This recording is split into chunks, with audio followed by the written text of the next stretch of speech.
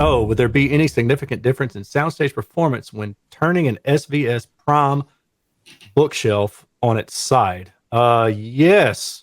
And it would be basically the same thing as what happens when you stand up, right? So if you're like on axis with the tweeter and then you stand up or you scooch down below that tweeter level, you're going to wind up getting some kind of hole in the response, most likely, unless the design is pretty good. And I think that design has some issues in the crossover region. It may not be too bad, but just kind of recalling from memory. But not just with that particular speaker, like every speaker is going to do that. So the better the design is at the crossover, the less it's going to matter. But most speakers are going to have that problem with two-way, especially if it's like a 6.5-inch woofer and then maybe a 1-inch dome tweeter or something like that, because the crossover, the playable range between those two drivers isn't good enough to where you have good cohesion and good integration in the radiation pattern at the crossover. So you are definitely going to tell a difference as you go further and further above the speaker or below the speaker. And then when you take it and flip it on its side, everything that's radiated out into the room is very asymmetrical. So your sound,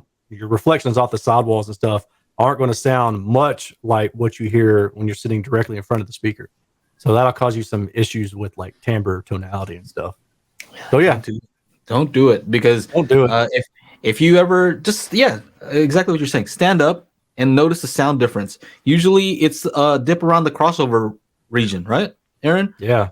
So wherever the crossover point is, you'll notice a big dip when you go above the tweeter. So I'm assuming that you would, if you have to do it, put the tweeter on the outside. I'd probably put the tweeter on the outside.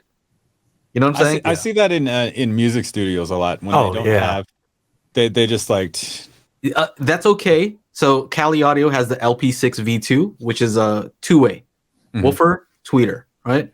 And they say don't put that on its side, right? But then they have the IN5 and IN8, which is a concentric, and they said you can't put that one on its side. Yeah, that makes sense because it doesn't really matter.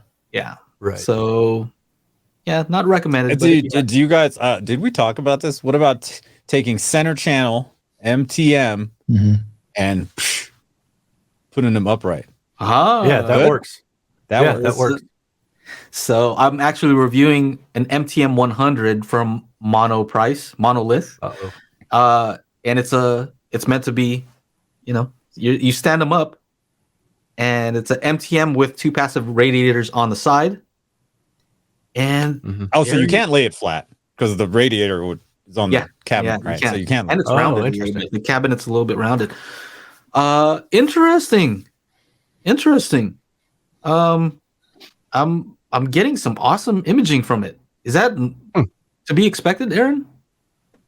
I don't even know which the speaker is. Oh, let me bring it up. It was because I was like, Monolith. But if it's like an MTM type design that's standing up, then yeah, it makes sense. So I'm like, sound bad. What is happening with the sound? Especially if the drivers are small. So Juan continuing his thing. He said the thing is I want to place the bookshelf tweeter at the level with the center channel speaker. Upside down would be okay if your ear is. I would say if your ear is above the tweeter, right? Yeah. If normally when they're upright, your ears are. Oh no. Wait, how's it working? Let's just put it this way, because the PSB Alpha P5s are upside down. It depends on how they're designed, but most of the time, the best response for a two-way is usually going to be between the tweeter and the woofer. Is that about right, Aaron? Usually, I don't know that I would say best. In my experience, usually it's at the tweeter, but there's a lot of designs. If it's a waveguide, then it's between the two, typically, right? But if it's just a dome tweeter, then usually it's at the tweeter level, but it can vary. Okay, that's where measurements would come in handy. Or if the manufacturer, how about this? At and below is usually the best. I haven't really seen one where above is the best. Yeah, normally above probably isn't going to work out too well, especially because you have like the diffraction from the baffle above the tweeter usually, and that's going to cause you issues too. So yeah, flipping the speaker upside down is not a problem, right? Yeah. So that's okay if your ear level is at or below where the tweeter is now, right?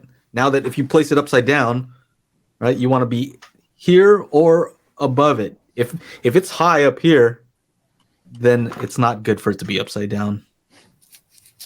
Yeah. So that particular one, I wish I had a actually, speaker go look. here. I guess I do. All I have are the concentric ones near me. Yeah, I know. Not gonna happen. After every Monday podcast, we have an after show. If you're interested in joining us, go to patreon.com/daily HiFi.